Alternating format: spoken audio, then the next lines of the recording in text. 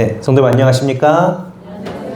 네, 오늘 하루도 무더운 하루였지만 또 무사히 하나님의 성전으로 인도해 주신 하나님께 감사드립니다. 네, 이 안식이 시작하는 시간 하나님의 은혜가 성도님들 한 분 한 분 그 안에 큰 은혜로 가득 채워지는 안식일이 되기를 간절히 소망합니다. 네, 오늘은 모두가 Yes라고 할 때 No라고 말할 수 있는 용기라는 제목으로 말씀을 나누도록 하겠습니다. 네, 조금 신세대의 언어를 사용해 보도록 하겠습니다. 여러분, 인싸라는 말 혹시 한 번이라도 들어보신 분이 인싸 없으시죠? 없을 것 같기는 했습니다. 네, 인싸는 영어로는 인사이더라고 하는 건데, 쉽게 말해서 이제 무리가 있으면은 그 안에서 잘 지내는 사람, 그 안에서 무리 안에서 자기 주장도 잘하고 할 말도 잘하고 무리를 이끌어가는 사람을 요즘 말로 인싸라고 한대요. 그러니까 뭐 저희가 흔히 사용하는 말로는 뭐가 있을까요? 뭐 골목대장, 대장 이런 느낌이겠죠? 네, 이 인싸라는 말 반대로는 아싸라는 게 있어요. 그러니까 영어로 인은 안에 있는 사람이면 아웃은 밖에 있는 사람이잖아요. 그러니까 아싸야, 아싸. 이 사람은 잘 어울리지 못하는 사람. 잘 어울리는 사람은 인싸, 잘 못 어울리는 사람은 아싸. 이렇게 이제 사용한대요. 근데 이제 이거를 이제 표면적으로 봤을 때는 좀 활발한 사람이 인싸고 조금 소극적이고 말 못하고 어울리지 못하고 그런 사람을 외향적인 사람을 아싸라고 부른다라고 생각할 수 있는데요. 근데 문제는 이 개념이 이 시대의 학생들에게 부정적으로 사용되는 경향이 있더라는 것입니다. 요 학교에서 교육을 잘 시켜서요. 저희 때는 왕따 이런 문제가 심각했어요. 따돌림, 왕따, 폭력 이런 것들을 저희는 이제 학교에서 경험을 했는데 요즘 학교에서는 이거를 대놓고 경험하지 않는답니다. 그런데 이 뉘앙스가 사라지지는 않았다는 거예요. 그래서 자기의 주장을 잘하고 잘 적응하는 사람은 인싸로 하고 잘 적응 못하는 사람은 아웃사이더라고 해서 여전히 사람들을 나누더라는 거예요, 애들이. 그러니까 애들이 직접적으로 쟤 찐따야, 왕따야, 쟤랑 안 놀아 이런 거는 아니에요. 그런데 인싸는 인싸끼리, 아싸는 아웃사이더끼리 이렇게 편을 가르더라는 거예요. 그래서 이제 잘 모르시겠지만 이것들이 뭐냐면 요즘 아이들이 핸드폰으로 이제 소통을 하는 SNS라는 것들이에요. 그래서 틱톡이랑 뭐 인스타, 페이스북 어쨌든 저런 SNS라는 것을 통해서 저 안에서 가상으로 소통을 하는 거예요. 그래서 저 안에서 소통을 잘 하는 사람은 인싸, 잘 소통 못하는 사람은 아싸. 그러니까 우린 다 아싸. 애들 입장에서는.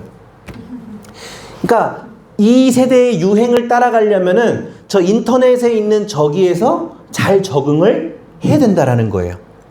반대로 저기 안에서 저 유행을 받아들이지 못하는 사람은 아이들이 밀어낸다라는 것이죠. 그런데 이 사회적 문제가 얼마나 주류 문화라는 게 얼마나 무섭냐면요. 여러분 절대 이해 못하실 텐데요. 한 뉴스 기사입니다. 뉴스가 기사가 아니고 한 아버지가 황당한 일을 겪었다고 해서 부모님들한테 공감을 얻으려고 이제 글을 하나 쓴 거예요. 이게 제목이 뭐냐면 딸이 새로 사준 S9. S9은 뭐냐면요. 삼성의 브랜드예요. 삼성. 여러분 삼성 좋은 브랜드죠? 기능 아주 좋고 훌륭하고 잘 쓰죠? 그래서 이 딸이 학교를 가니까 학교에서 요즘은 의무적으로 뭐가 필요하면 태블릿 PC가 필요합니다. 그러니까 핸드폰만 아니고 수업을 할 수 있도록 이런 PC, 손으로 들고 다닐 수 있는 조금 더 큰 PC가 필요한 거예요. 그래서 어디서 나온 브랜드를 사준 거예요, 아빠가? 삼성에서 나온 S9 최신 태블릿을 딸한테 사줬다는 거예요. 그랬더니 딸이 어떻게 반응했다면은 그 S9을 집어 던졌다라는 거예요. 이해가 되세요? 새로운 걸 사줬는데, 삼성 걸 사줬는데. 왜 그러냐면 아이패드가 아니면, 아이패드 어느 회사? 애플이라는 미국 회사. 그러니까 아까 인싸 얘기했잖아요. 유행을 이끌어가는 사람들은 어느 회사 태블릿을 쓰더라는 거예요. 그 애플에서 나오는 아이패드라는 그 회사 거를 써야 인싸야. 그러니까 이 아빠가 사준 S9 삼성 거를 쓰면은 뭐야? 아싸야. 그러니까 자기도 아이패드 사달라고 새 거를 던져서 고장났다라는 거예요. 이해되세요? 근데 그만큼 이 문제가 심각해졌다라는 거예요. 그 무리 안에서 그 무리가 주류를 이루는 그 분위기에 끼지 못하면 소외된다라는 거예요. 아무도 그 대화에 껴주지 않는다라는 거예요. 외로워진다라는 거죠. 학생들이 왜 바뀐 아싸가 되는 걸 두려워하는 거예요? 소외되는 게 싫어서. 다 이렇게 하는데 나만 이렇게 하면은 뭔가 너무 튀어 보이잖아요. 그렇죠? 그러니까 다 같이 하나가 되고 싶었다라는 거예요. 여러분, 그런데 이런 경험을 우리 살아오면서, 사실 용어는 인싸 아싸 바뀌었지만 우리가 살아오면서 경험해 봤을까요? 안 경험해 봤을까요? 우리도 경험해 봤어요. 유행에 민감한, 그렇죠?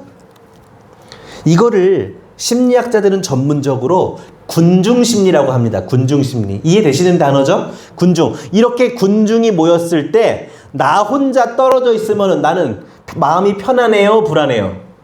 불안하다라는 거예요. 다른 사람들은 다 오른쪽으로 가는데 나는 왼쪽이 맞는 것 같은데라고 할 때 불안해요? 안 불안해요? 불안하더라는 거예요. 이거를 군중심리라고 하는 거예요. 그래서 대다수의 사람들, 많은 사람들은요, 절대적 다수가 나와 생각이 같으면 마음이 편한데 절대적 다수와 내 의견이 다르면 불안을 느끼더라는 겁니다. 여러분들 어떠십니까? 다른 사람 다 이렇게 한다는데 나만 이렇게 하면 불안하던가요? 안 불안하던가요? 불안하죠? 불안해요. 그래서 이거를 군중심리가 굉장히 무섭다라는 거예요. 다른 사람과 의견이 다르면 내 의견을 낼 수가 있어야 되는데 어느 순간 다른 사람과 다른 의견을 내기가 굉장히 무섭더라는 것입니다. 그리고 다른 사람들 다 이렇게 하는데 나만 독특한 행동을 하는 것은 굉장히 뭐가 필요한 행동이에요? 용기가 필요한 행동이에요. 사회에 통용되는 암묵적인 룰, 나만 튀는 행동을 하는 것은 굉장히 용기가 필요한 일이더라는 것입니다. 그래서 우리는 대부분 많은 사람들이 하는 대로 살아가려고 해요. 그래서 심지어 오답인 줄을 알면서도 70% 정도의 사람들은 다수를 선택하더라는 겁니다. 실험 결과를 보니까. 한 가지 근데 우리는 사실은 살아가면서 이런 경험 많이 했어요. 그렇죠? 다 막국수 통일하는데 나는 따뜻한 메밀국수 먹고 싶은데, 근데 혼자 메밀국수 주세요 하기가 쉽지 않은 거예요. 특히 회사에다 다 갑자기 과장님이 일어나서 나는 짜장면 하니까 밑에 대리님도 짜장면, 주임도 짜장면 했는데 신입사원이 저는 짬뽕이, 이러면 눈치 없는 사람이 되는 거죠. 그렇죠? 이 군중심리가 얼마나 무섭냐면요. 군중심리 말씀한다. 군중심리를 이제 실험한 걸 동조 효과. 사람들은 많은 사람들의 의견을 따라간다라는 거예요. 그 실험을 옛날에 EBS에서 한 실험이 있어요. 화질이 좋진 않은데 그래도 한번 그 뉘앙스를 한번 보시길 바랍니다. 제가 설명해 드리면서 하겠습니다. 이 대학생들은 시의지각에 관한 문제를 풀기 위해 방송국에 왔습니다. 출제자가 학생들에게 아주 간단한 문제를 보여줍니다. 다음 A, B, C 세 개의 선 중 옆에 그려진 X선과 길이가 같은 것은 어떤 것일까요? 자, A, B, C 중 어느 게 같냐라는 문제예요. 정답은 물론 B입니다. 당연히 정답은 B죠. 문제가 너무 쉬운가요? 그런데 이 방에는 함정이 숨어 있습니다.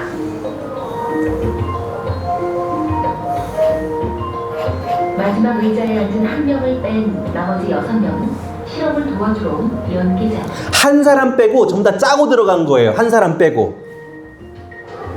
6명의 공모자는 미리 짠 대로 줄줄이 틀린 답을 쓸 것입니다. 그럼 나머지 6사람은 다 틀린 답을 앞으로 얘기할 겁니다. 틀린 답만. 마지막 7번째 의자에 앉은 단 한 명의 실험 참가자.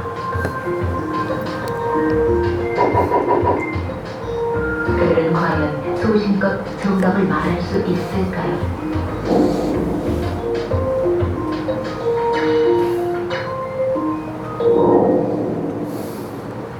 실험이 시작됩니다. 방에 들어온 동환 씨는 아무것도 모른 채 출제자가 시키는 대로 마지막 7번째 의자에 앉습니다. 저 사람만 모르는 거예요. 지금 이 실험이 어떤 실험인지. 엑스선하고 똑같다고 생각되는 것을 말씀해 주시면 됩니다. 이건 뭐 너무 쉬운가요? 피식 웃는. 자, 문제 너무 쉬우니까 웃고 있어요. 정답이 A입니다. 다음 정답은 A입니다. 사람들이 뭐라 그러는 거예요? 나머지 사람들이? 다 A라고 말하는 거예요. 다른 걸 말하는 거예요. 정답이 아닌 걸. 건 아닐까요? 당황한 표정이 보이시죠? 합니다. 정답은 A. 정답은 A. 이제 마지막 뭐라고 대답할까요? 정답은 B입니다.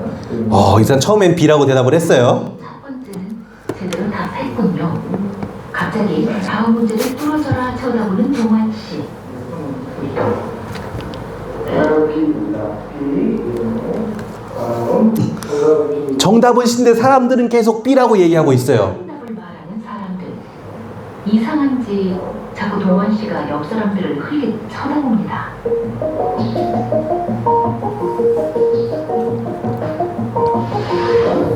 또 동환 씨가 대답할 차례군요. 이때 6명의 공모자는 미리 짠 대로 일제히 동환 씨를 쳐다보고 이제 6명이 일시적으로 쳐다보는 거예요. 그 사람을. 과연 동환 씨는 이 압박을 이겨내고 정답을 말할 수 있을까요? 정답은 B입니다. 정답은 B입니다. 정답 말했어요? 오답 말했어요? 오답 말했어요. 동환 씨는 정답이 C라는 것을 알고 있었습니다. 하지만 주변을 휩쓸려 6명과 똑같이 대답하고 맙니다. 정답은 A입니다. 이제는 뭐 하기 시작해요? 오답을 그냥 말하기 시작해요. 남들이 하는 대로. 6대 1의 싸움. 이 방에서 진실은 너무나 쉽게 거듭났습니다. 실험이 끝나고 이제야 상황 파악을 한 동환 씨.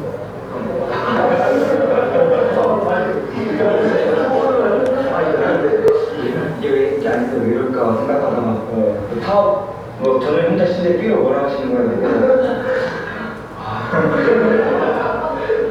혼자 가보기가 싫어갖고 그렇죠? 혼자 바보 되기 싫어서 그냥 오답을 말했다라는 거예요.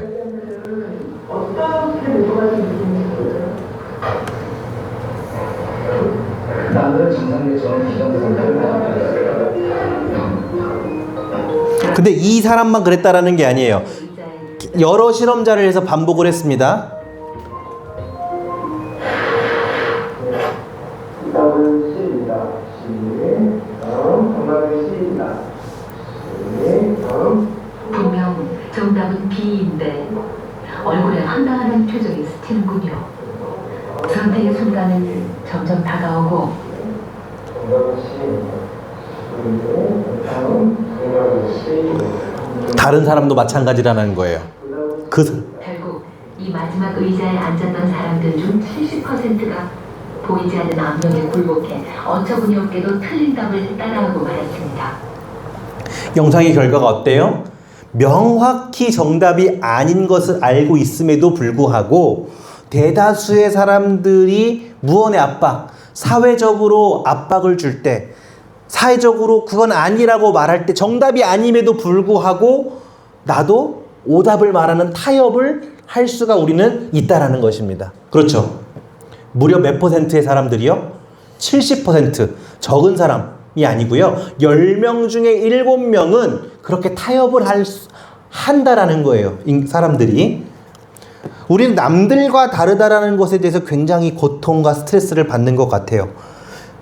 그래서 군중심리에 반응하는 이유는 첫째는 나 혼자 될까봐, 혹은 그들과 함께 하면은 적어도 안전하니까, 이런 심리가 작용하는 것 같습니다. 오늘 왜 설교를 시작하기에 앞서서 군중심리에 대한 이야기를 먼저 말씀을 드렸냐면요. 우리가 신앙생활을 하면서 가장 두려워하고 주의해야 될 것이 바로 이 군중심리이기 때문입니다. 우리가 군중심리에 굴복하게 된다면 하나님의 말씀에 순종하기보다는 다른 사람들의 신앙 방식을 따라가게 돼 있어요. 다른 사람들이 하는 신앙의 방식, 틀 안에서 그 사람들을 쫓아가게 된다는 것입니다. 하나님의 말씀이 이렇게 말씀하고 계신 것은 분명한데, 수많은 사람들이 하나님의 말씀과는 반대되는 대로, 하나님의 말씀대로 신앙생활을 하지 않고 있어요. 다수의 사람들이. 그러면 우리가 군중심리에 빠지면 이게 정답이 이것이 정답인 것을 알고 있음에도 불구하고 다른 사람들의 말대로 따라갈 수가 있다라는 것입니다. 그렇게 되면 군중심리를 이기지 못하면 우리 신앙에 뭐가 생기는 거예요? 타협점이 생기게 돼요. 그렇기 때문에 신앙생활을 하면서 우리가 제일 두려워하고 주의해야 될 것이 바로 이 군중심리라는 것입니다. 세상에는 두 종류의 그리스도인이 있어요. 하나는 군중심리를 따라가는 그리스도인이 있고, 한 사람은 군중심리를 따라가지 않고 자신이 불안함을 느낌에도 불구하고 오직 순종하는 마음으로 하나님의 말씀을 쫓아 살아가는 그리스도인이 있습니다. 우리는 그런 그리스도인을 육적인 그리스도인들과 영적인 그리스도인이라고 이야기하는 것입니다. 육적인 그리스도인들은 다수의 사람들이 가는 방향으로, 그러나 영적인 그리스도인들은 다른 사람들과 가는 방향이 다르더라도 하나님의 말씀에 순종하여 하나님의 말씀을 따라가는 그리스도인들입니다. 오늘 성도님들과 함께 나눌 본문은 시대의 소망 9장의 투쟁의 시절이라는 제목으로 예수님의 유년 시절의 기록을 살펴보도록 하겠습니다. 말 그대로 예수님께서 그분의 유년의 시절 동안 무엇 하셨다고요? 투쟁하셨다라는 것입니다. 어린 시절에. 예수님께서 무엇을 투쟁하셨을까요? 예수님께서 그 군중심리와의 투쟁을 하게 됩니다. 시대소망 86페이지의 글을 보겠습니다. 예수께서는 아주 어린 시절부터 품성을 형성함에 있어서 스스로 행동하셨으며 자기 부모에 대한 존경과 사랑조차도 그분을 하나님의 말씀을 순종하는 일에서 돌이키게 할 수 없었다. 그분이 가족들의 관습과 다르게 취하신 모든 행동의 동기는 곧 기록하였으되라는 말씀이었다. 예수님께서 그분의 삶의 방향에 있어서 기준이 무엇이었다라는 것입니까? 하나님의 말씀이었다라는 거예요. 그들의 가족, 부모님을 존경하고 사랑했지만 그것이 하나님의 말씀을 순종하는 일에서 돌이키게 하는 일이라면 부모님에게 순종하기보다 먼저 무엇을 하나님의 말씀에 순종했다라는 것입니다. 이 일은 부모님, 가족에게서만 일어나는 것이 아니라 바로 그 사회, 랍비, 가르침을 받는 유대 사회의 전반적인 지배력을 가지고 있는 유대 랍비들에게서도 일어났고요. 가족에게서도 일어났고 이웃, 주변 친구들에게서도 동일하게 일어납니다. 이 수많은 사람들이 누구를 설득하기 위해서 열심을 내었을까요? 예수님을 설득하기 위해서 최선을 다하는 거예요. 너 왜 그렇게 고지식하니? 너 그렇게까지 말씀에 그렇게 순종하면서 모든 말씀을 순종할 수 없어. 너가 그러면 다른 사람이 피해 볼지도 몰라. 이런 여러 가지 사회적 압박을 예수님한테 가했다라는 것입니다. 그래서 첫 번째, 총 3가지 군중심리, 서기관들과 장로들에게서 받았고요. 예수님의 형제들로부터 도전을 받으셨고요. 예수님의 젊은 동무들, 이웃들로부터 도전을 받았습니다. 예수님께서 왜 그 서기관들과 유대의 관리들, 지도자들, 종교 지도자들한테 군중심리의 압박을 당하셨는가? 시대의 소망은 다음과 같이 기록합니다. 유대 나라의 소녀는 아주 어렸을 때부터 랍비들이 만든 규례들로 둘러싸여 있었다. 생애의 가장 사소한 변에 이르기까지 모든 행동을 제한하는 엄격한 규정이 세워져 있었다. 청소년들은 회당의 교사들의 지도하에 정통적인 이스라엘 백성이라면 준수해야 할 무수한 규칙들을 배웠다. 사람들은 말씀에서 떠나 그들 자신의 만든 이론을 높였다. 그들은 아무런 가치도 없는 유전적 의식을 지키고 있었다. 그들의 예배는 한낱 의식의 반복에 불과했다. 그 예배가 가르치고자 의도한 거룩한 진리는 예배자들에게 숨겨지고 말았다. 그러니까 어렸을 때부터 그 모든 유대 아이들은 누구로부터 교훈을 받기로 되어 있어요? 랍비들로부터 교훈을 받기로 되어 있습니다. 그래서 그들이 살아가는 모든 규례들, 심지어 무슨 손으로 먹는지, 몇 걸음을, 안식일에는 몇 걸음 이상 걸어야 되는지 말아야 하는지, 이런 모든 규례들을 사소한 것 하나하나 랍비들로부터 교육을 받았어요. 그런데 문제는 그 하나님의 예배, 하나님을 섬기는 것을 거룩히 하기 위해서 그 규례를 만들었는데 어느 순간 하나님은 잊혀지고 무엇만 남은 거예요? 이 규례들만 남은 거예요. 하나님을 잘 믿고 하나님을 믿는 의미를 기억하는 것이 아니라 그 사소한 그 규칙 하나를 지키기 위해서 하나님이 잊혀지는 그런 도전을 예수님께서 받으신 것입니다. 조금 더 구체적인 자료, 요것은 이제 재림교회 자료가 아니고 이 신학자들이 이 유대의 관습을 연구하면서 나온 기록인데요.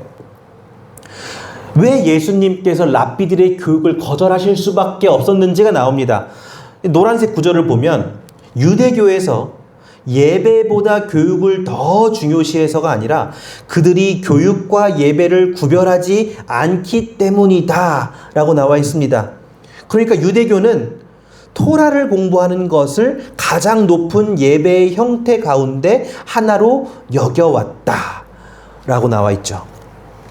유대교에서 예배를 드리는데요, 예배를 드리는 게 하나님께 예배를 드리는 것이 아니라 뭘 공부하는 거예요? 고전 문학을 공부하는 거예요.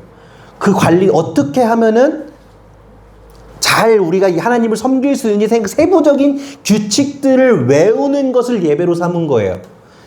참된 예배가 아니고 그들을 교육하는 걸 예배로 친 거예요. 그렇죠? 조금 더 살펴볼까요? 초등학교 학생들은 일주일 내내 공부를 했는데 안식일에는 새로운 내용을 가르치지 않고 뭐 했다고요? 6일 동안 배운 내용을 암기하도록 했다. 이게 뭐예요? 예배예요. 하나님을 생각하고 하나님의 천연계 속에서 하나님을 찾는 것이 아니고 거룩한 하나님을 예배드리는 것이 아니라 그 구절들, 랍비들이 그들에게 알려주는 그 지식들을 6일 동안 배운 지식을 뭐 하는 시간? 외우는 시간이 안식일이 되어버렸어요. 또 제자는 랍비를 자기 아버지보다 더 공경해야 했다. 제자가 가장 바라는 것은 자신이 따르는 누구처럼 되는 것이다. 랍비처럼 되는 게 가장 좋은 거다. 그게 너의 목표다. 라고 가르친 거예요. 유대의 예배에서. 예배의 영광이 지금 누구를 가리키고 있습니까? 하나님을 가르치고 있는 것이 아니라 사람인 랍비들을 가르치고 있는 거예요. 랍비, 사람들에게 하나님에게 돌아갈 영광이 돌아가고 있는 것입니다. 이런 방향의 교육과 예배를 예수님께서 받으실 수가 없는 것이죠. 근데 반대로 받으실 수 없는 예수님께서 거부하는 이것을 너희가 받아야 된다, 받아들여야 된다고 랍비들로부터 압박을 받으신 거예요. 저 어렸을 때부터, 유년의 시절부터. 예수께서는 이런 문제에 관심을 가지지 않으셨다. 그분은 유년 시절부터 랍비의 규칙에 구애받지 않고 행동하셨다. 그분은 늘 구약 성경을 연구하셨으며 여호와가 이같이 말하노라는 말씀이 언제나 그분의 입술에 있었다. 여러분, 그분이 예수님께서 어린 나이로서 어른들의 말을 어떻게 보면 밥 먹듯이 거절하는 거예요. 엄청난 압박이 있었을 것입니다. 사회적으로 매장되는 일이에요. 랍비의 가르침을 거절한다는 것은. 그런데 그분이 견디실 수 있었던 그 기준은 뭐예요? 그분이 성경, 여호와께서 이렇게 말씀하셨노라 라는 말씀을 가지고 그분이 버텨오신 것입니다.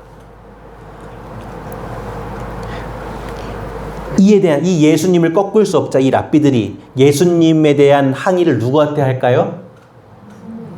이제 부모님한테 하겠죠. 학교에서도 아이가 너무 말을 안 들으면 이제 부모님께 상담이 가지 않습니까? 그러니까 이 부모 마리아와 요셉에게 압박을 가한 거예요. 역시 군중심리에 대한 압박이죠. 이 유대는, 우리 유대인들은 다 이렇게 하는데 네 아들만 지금 약간 문제가 있는 것 같다. 말을 도무지 들어먹지가 않는다. 얼마나 압박이 심했을까요? 이 압박이 이제 가정에서도 일어나는 것입니다. 가정에는, 예수님의 가정에 예수님만 있었나요? 형제들이 있었나요? 형제들은 유대의 법칙들을 잘 지켜요, 안 지켜요? 잘 지키죠. 누구만 안 지키는 거예요? 예수님만 안 지키는 거예요. 다 형들이에요. 형들이 이 튀는 예수를 가만히 냅뒀을까요? 그럴 리가 만무하죠. 왜 너만 그렇게 유별나게 구냐? 아마 맞기도 많이 맞았을걸요. 이 예수님이 유전을 따르지 않는다고. 이 핍박이 랍비들에게서만, 사회에서만 온 것이 아니라 가장 보호받아야 할 집에서도 이제 핍박이 시작된 것입니다. 어린 주제에 나이도 얼마 안 되는 게 성경 좀 안다고 까부네. 그런 기분이었겠죠. 형들의 기분이. 동생이 뭐 안다고 이렇게 까불까불하면 형들은 또 그거를 볼 수가 없거든요. 눈의 가시처럼 여기거든요. 근데 실제로 반박할 말은 없어요. 왜? 예수님이 버릇 없어서 그렇게 한 거예요?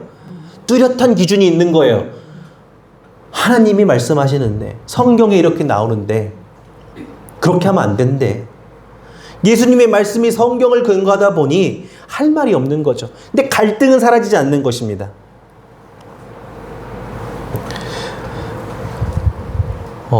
시대의 소망 86페이지입니다. 요셉의 아들들인 예수의 형제들은 랍비의 편을 들었다.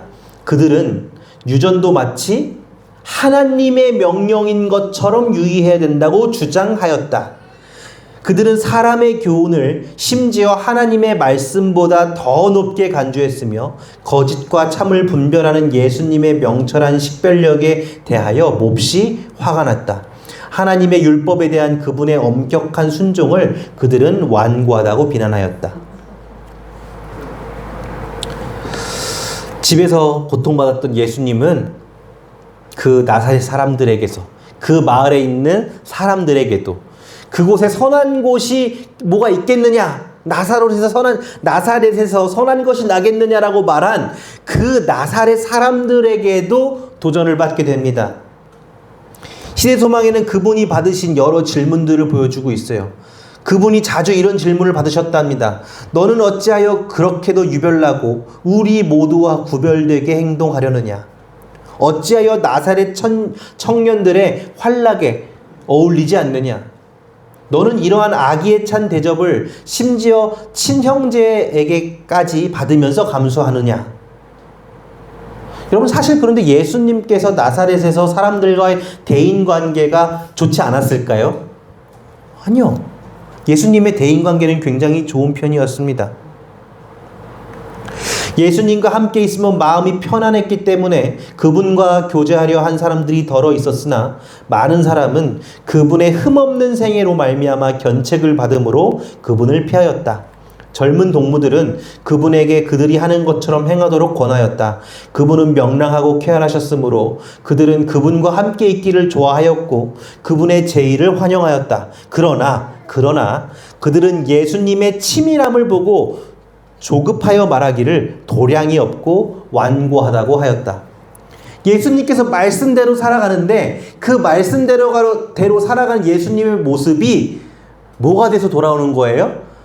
훈계, 견책에 대해서 나에게 돌아오는 거예요. 다 같이 친구들이 친구들 어렸을 때 보면 혼자서 잘못한 것을 하지 못합니다. 혼자서는 도둑질이든 아니면은 뭐 누구를 때린다든 혼자서는 용기 있게 못해요. 그런데 무리가 형성되면은 도덕성이 낮아지면서 그 무리에게 과시하고 싶은 마음이 생겨서 도덕성이 전부 다 낮아지거든요. 그러니까 근데 왜 너는 안 하냐 이거예요. 나사렛 사람들에게도 예수님께서는 이 군중심리의 압박을 받으셨다라는 거예요. 그러면 이제 설교를 마무리해야 될 텐데요. 예수님께서는 이 군중심리에 굴하지 않으시고, 그렇잖아요. 10명 중 7명의 사람은 군중심리의 압박에 뻔한 대답이 있는데도 넘어지고 굴복하고 타협을 하는데, 예수님은 어떻게 하나님의 뜻대로 하나님의 말씀대로 사실 수 있으셨냐고요. 예수님께서 그 군중심리에 굴하지 않고 하나님의 뜻대로 하나님의 말씀대로 살 수 있는 비결, 그것에 대해서 우리가 살펴보아야 할 것입니다. 시대의 소망 89페이지에서 90페이지입니다. 예수님의 부모가 그분을 성전 안에서 발견하였던 때로부터 그분의 행동은 그들에게 이해할 수 없는 신비였다. 그분은 논쟁하기를 원하지 않으셨으나 그분의 모보는 끊임없는 교훈이었다. 그분은 따로 구별된 사람처럼 보였다. 노란색 부분입니다. 그분의 가장 행복한 시간은 홀로 천연계와 하나님과 함께 있을 때였다. 기회가 있을 때마다 그분은 일하던 곳에서 떠나 들로 가서 푸른 골짜기 가운데 명상하고 또는 산비탈이나 산림 속에서 하나님과 교통하였다. 이른 아침에 그분은 흔히 외딴 곳에서 성경을 상고하거나 기도하셨다. 그분은 이 조용한 시간들을 가진 후에 집에 돌아가서 다시 집안일을 돌보며 인내성 있는 수고의 모본을 보이셨다. 여러분, 그 비결이 무엇이라고 이야기하는 거예요? 그분이 기회가 있을 때마다 시간을 구분하여 하나님과 단둘이 교통하셨다라는 것입니다. 그분은 말씀을 보았고 성경을 상고하고 기도하였다라는 것입니다.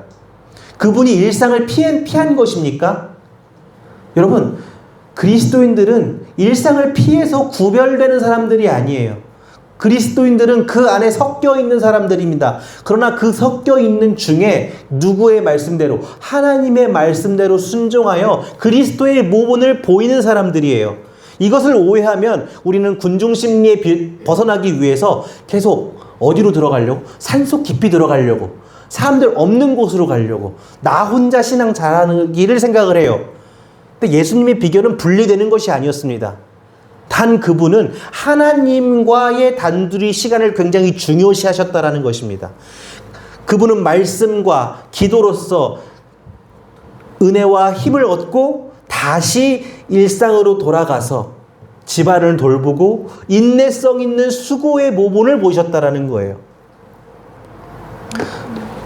사랑하는 회성동북교회 성도 여러분, 우리가 시류, 세상에 흔들리지 않고요, 굳건한 예수 그리스도의 반석 위에 굳게 설 수 있는 유일한 방법을 소개해 드립니다. 바로 시간을 구별하는 것입니다. 모든 것으로부터 시간을 구별해서 하나님과 구별된 시간을 갖게 되길 간절히 소망합니다. 형식적인 기도, 나의 소망과 소원만을 드리는 기도만으로는 충분하지 않습니다.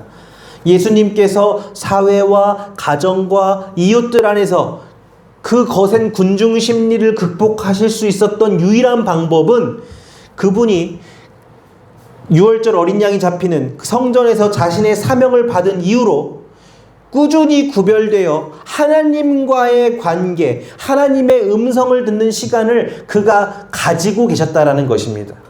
하나님께서 말씀하신 대로 그가 지키고 마음을 지킬 수 있고 나의 마음을 지킬 수 있는 힘을 얻으셨다라는 것이죠. 군중 심리를 극복하는 것은 결코 쉽지 않습니다.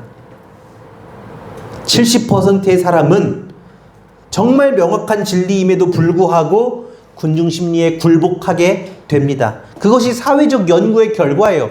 아, 나는 아니야, 나는 그렇지 않을 거야. 그게 아니고 우리 중 10명 중 7명은 그런 성향을 가지고 있다고요. 오늘 우리는 어떤 선택을 하게 되시길 바랍니까? 예수님께서 마태복음 7장 13절 14절 생명으로 인도하는 문은 좁고 길이 협착하여 찾는 자가 적음이라. 그렇기 때문에 예수님께서 좁은 문으로 들어가라고 말씀하신 거예요. 모든 사람이 쉽게 넓고 큰 문으로 가고 있습니다. 그런데 예수님께서 생명이 있는 그 문은 사람들이 가자고 하는 그 편안한 길이 아니라 좁고 거칠고 힘든 길일지 모르지만 예수님께서 말씀하신 그 말씀대로 살아가는 그 좁은 길임을 예수님께서 말씀하신 것입니다. 그래서 예수님께서 좁은 문으로 들어가라고 우리에게 말씀하신 거예요. 하나님께서 우리를 인도하시는 문은 세상적으로 보았을 땐 굉장히 좁은 문입니다. 그 길이 좁고 협착해서 지나가기 어려워요. 세상 사람들이 우리 사는 모습 보면은 야, 너 어떻게 그렇게 사냐? 그렇게 말하지 않나요? 야, 너네 술도 안 먹고 담배도 안 피고 그렇다고 뭐 어떤 재밌는 취미가 있는 것도 아니고 매일 빠지지 않고 매주 그냥 한 번 빠질 수도 있는데 그 교회 한 번 안 빠지려고 여러 번 들어보신 이야기 아닙니까? 그래서 예수님께서 그 길을 찾는 자가 적다고 말씀하시는 것입니다. 여러분, 우리가 가야 할 진리의 길, 바로 하나님의 말씀이 오늘 나에게 어디로 가야 할 바를 이끄실 때에 순종하며 나아가는 것이 바로 하나님께서 말씀하신 좁은 길이라는 것을 기억하게 되시길 바랍니다. 많은 사람들이 넓은 문, 대다수의 선택하는 무난한 길을 선택할 때에 세상 사람들이 그렇게까지 해야 되냐고 말할 때에 오직 하나님의 진리의 길을 선택하게 되시는 우리 횡성동북교회 성도님들 되시기를 바라면서 오늘 말씀을 마치도록 하겠습니다.